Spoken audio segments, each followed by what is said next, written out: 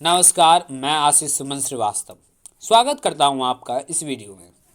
आज के हमारे इस वीडियो के माध्यम से आप बिहार बोर्ड कक्षा 12वीं के इतिहास विषय के अध्याय 8 धार्मिक इतिहास भक्ति सूफी परंपरा से जुड़ी सभी महत्वपूर्ण वस्तुनिष्ठ प्रश्न और उनके उत्तर पर गौर करेंगे। तो चलिए वीडियो को आगे बढ़ाते हैं और इतिहास के अध्याय 7 से संबंधित सभी महत्वपूर्ण वस्तुनिष्ठ प्रश्न पर गौर करते हैं। तो चलिए, पहला प्रश्न है कि निम्न में से महिला संत थी। तो हम आपको बता दें कि निम्न में से महिला संत तीनों थी, यानी कि ये सभी थी। मीरा भी थी, अंडाल भी थी, कराईकल भी थी, यानी कि ये सभी थी। तो इस प्रकार से हम कह सकते हैं कि प्रश्न संख्या 1 का जो सही उत्तर है वो ऑप्शन द इनमें से सभी है।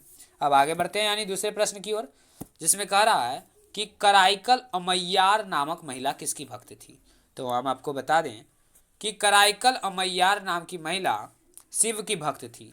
तो इस प्रकार से हम कह सकते हैं कि प्रश्न संख्या 2 का जो सही उत्तर है वो ऑप्शन अ शिव है। अब आगे यानी कि तीसरे प्रश्न की ओर बढ़ते हैं, जिसमें कह रहा है कि विष्णु को अपना पति कौन मानती थी। तो हम आपको बता दें कि विष्णु को अपना पति अंडाल मानती थी। तो इस प्रकार से हम कह सकते हैं कि प्रश्न संख्या 3 का जो सही उत्तर होगा वो ऑप्शन ब अंडाल होगा। अब आगे बढ़ते हैं चौथे प्रश्न की ओर, जिसमें कह रहा है कि रामानंद के शिष्य कौन थे। तो हम आपको बता दें कि रामानंद के शिष्य रैदास भी थे, कबीर भी थे, धन्ना एवं पीपा भी थे, यानी कि इनमें से सभी थे। तो हम आसानी से कह सकते हैं कि प्रश्न संख्या 4 का जो सही उत्तर होगा वो ऑप्शन द इनमें से सभी होगा। अब आगे बढ़ते हैं यानी पांचवें प्रश्न की ओर, जिसमें कह रहा है कि शाहजहां की किस पुत्री ने ख्वाजा मोइनुद्दीन चिश्ती साहब की अजमेर स्थित दरगाह का वर्णन किया है।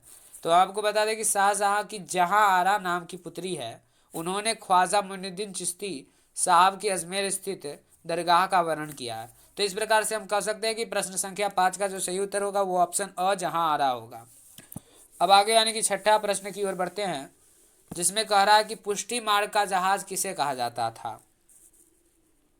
तो हम लोग भली भांति जानते हैं कि पुष्टि मार्ग का जहाज वल्लभाचार्य को कहा जाता था। तो इस प्रकार से हम कह सकते हैं कि प्रश्न संख्या 6 का जो सही उत्तर होगा वो ऑप्शन ब वल्लभाचार्य होगा। अब आगे यानी कि सातवें प्रश्न की ओर बढ़ते हैं, जिसमें कह रहा है कि तलवंडी यानी ननकाना साहिब किसका जन्म स्थान था। तो हम लोग भली भांति जानते हैं कि तलवंडी यानी ननकाना साहिब जो है वो नानक का जन्म स्थान था। तो इस प्रकार से हम कह सकते हैं कि प्रश्न संख्या 7 का जो सही उत्तर होगा वो ऑप्शन ब नानक होगा। अब आगे बढ़ते हैं आठवें प्रश्न की ओर, जिसमें कह रहा है कि महाराष्ट्र के संत कौन थे। तो हम लोग जानते हैं कि महाराष्ट्र के संत तुकाराम भी थे, रामदास भी थे, ज्ञानेश्वर भी थे, यानी कि ये तीनों थे, यानी कि प्रश्न संख्या 8 का जो सही उत्तर होगा वो ऑप्शन द इनमें से सभी होगा। अब आगे बढ़ते हैं नौवां प्रश्न की ओर, जिसमें कह रहा है कि निम्न में से रहस्यवादी संत थी, यानी कि निम्न में से रहस्यवादी संत कौन थी। तो हम आपको बता दें कि निम्न में से रहस्यवादी संत राबिया थी। तो इस प्रकार से हम कह सकते हैं कि प्रश्न संख्या 9 का जो सही उत्तर होगा वो ऑप्शन स राबिया होगा। अब आगे बढ़ते हैं 10वें प्रश्न की ओर। 10वां प्रश्न में क्या कह रहा है भाई कि बलवन की पुत्री का विवाह किस सूफी संत के साथ हुआ।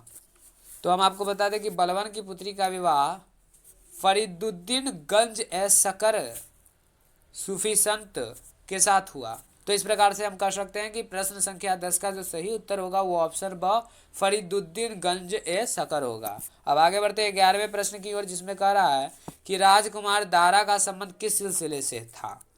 राजकुमार दारा का संबंध किस सिलसिले से था। तो हम लोग जानते हैं कि राजकुमार दारा का संबंध जो था वो कादरी सिलसिले से था। तो इस प्रकार से हम कह सकते हैं कि प्रश्न संख्या 11 का जो सही उत्तर है वो ऑप्शन स कादरी है। अब आगे बढ़ते हैं 12वें प्रश्न की ओर, जिसमें कह रहा है कि ख्वाजा मोइनुद्दीन चिश्ती साहब की अजमेर स्थित दरगाह पर सर्वप्रथम कौन सा सुल्तान गया। तो हम आपको बता दें कि ख्वाजा मोइनुद्दीन चिश्ती साहब की अजमेर स्थित दरगाह पर सर्वप्रथम मोहम्मद बिन तुगलक नाम के सुल्तान गए थे। तो इस प्रकार से हम कह सकते हैं कि प्रश्न संख्या 12 का जो सही उत्तर है वो ऑप्शन ब मोहम्मद बिन तुगलक है। अब आगे बढ़ते 13वें प्रश्न की ओर, जिसमें कह रहा है कि सूफी मत की फिरदौसी शाखा निम्न में से कहाँ सबसे अधिक पनपी। सूफी मत की फिरदौसी शाखा निम्न में से कहाँ सबसे अधिक पनपी। तो हम आपको बता दें कि सूफी मत की फिरदौसी शाखा निम्न में से बिहार में सबसे अधिक पनपी। तो इस प्रकार से हम कह सकते हैं कि प्रश्न संख्या 13 का जो सही उत्तर होगा वो ऑप्शन द बिहार होगा। अब आगे बढ़ते हैं यानी कि 14वें प्रश्न की ओर, जिसमें कह रहा है कि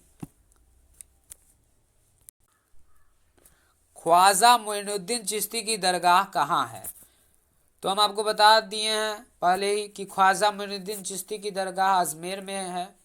तो इस प्रकार से प्रश्न संख्या 14 का जो सही उत्तर होगा वो ऑप्शन द अजमेर होगा। अब आगे आते हैं 15वें प्रश्न की ओर, जिसमें कह रहा है कि पाहन पूजे हरि मिले किसकी काव्य पंक्ति है। तो हम आपको बता दें कि पाहन पूजे हरि मिले यह कबीर की काव्य पंक्ति है। तो इस प्रकार से हम कह सकते हैं कि प्रश्न संख्या 15 का जो सही उत्तर होगा वो ऑप्शन ब कबीर होगा। अब आगे बढ़ते हैं 16वें प्रश्न की ओर, जिसमें कह रहा है कि शंकराचार्य का मत है। तो हम जानते हैं कि शंकराचार्य का मत अद्वैतवाद है।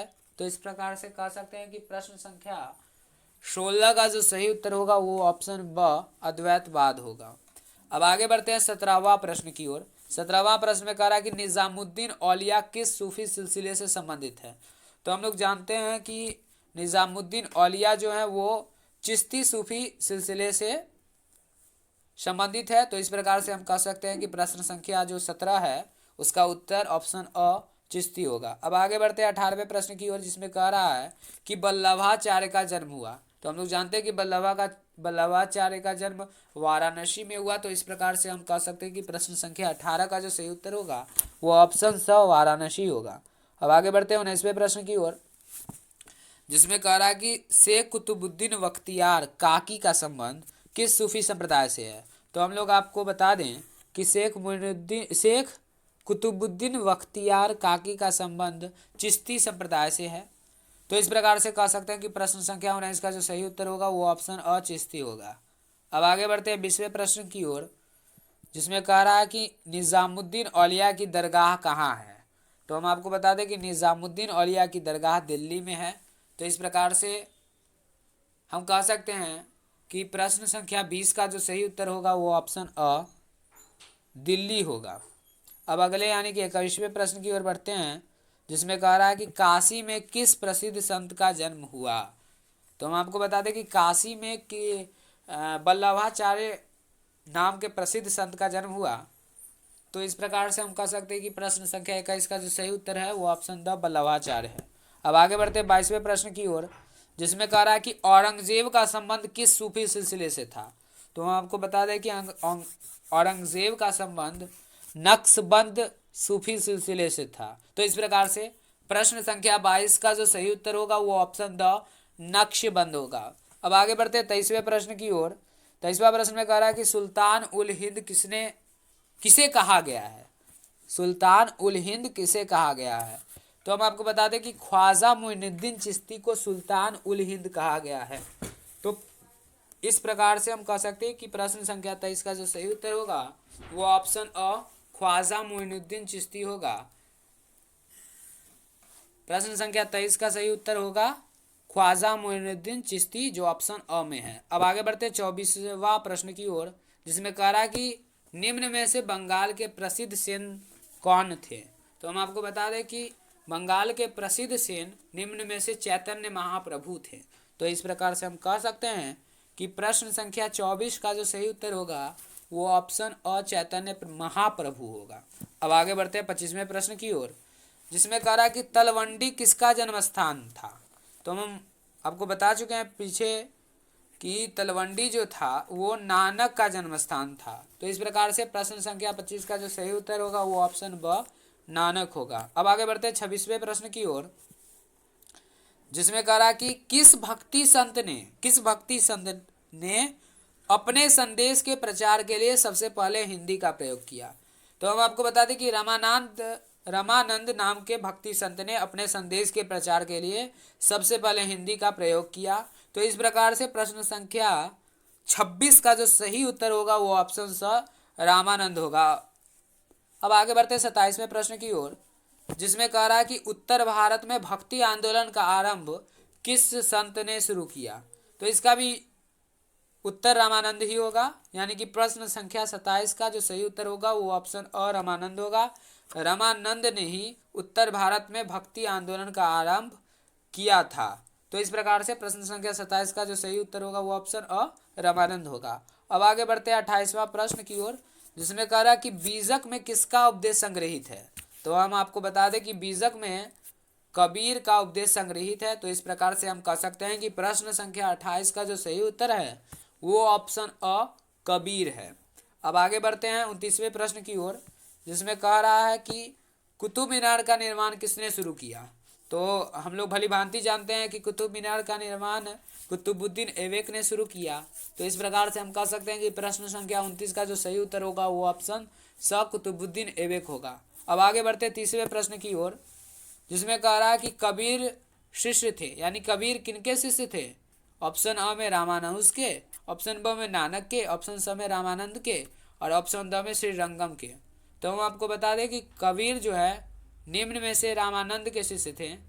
तो इस प्रकार से कह सकते हैं कि प्रश्न संख्या 30 का जो सही उत्तर होगा वो ऑप्शन स रामानंद के होंगे। अब अगले प्रश्न की ओर बढ़ते हैं जो 31वां है, और यह जो वस्तुनिष्ठ प्रश्न है वह इस अध्याय और इस वीडियो का अंतिम महत्वपूर्ण वस्तुनिष्ठ प्रश्न है, जिसमें कह रहा है कि भक्ति आंदोलन को दक्षिण भारत से उत्तर भारत में कौन लाया।